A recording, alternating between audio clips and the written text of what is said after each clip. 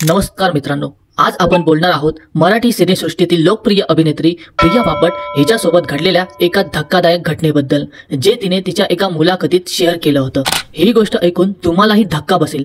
चला जाणून घेऊया काय आहे हा किस्सा।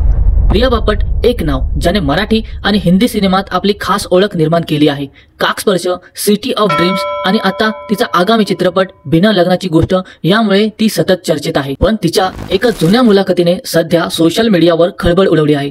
प्रियाने तिच्या मुलाखतीत एका भयानक अनुभवाबद्दल सांगितलं आहे।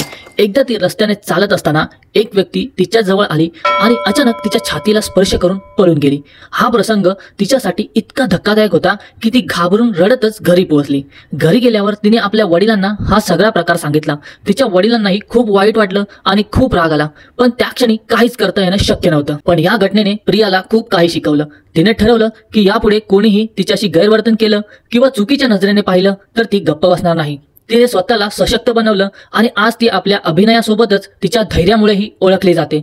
मित्रांनो, प्रियाचा हा अनुभव आपल्याला एकच गोष्ट शिकवतो, आपण कितीही मोठे असलो काही प्रसंग आपल्याला हादरवून सोडतात, पण त्यातून बाहेर पडून स्वतःला सशक्त करणं हेच खरं यश आहे।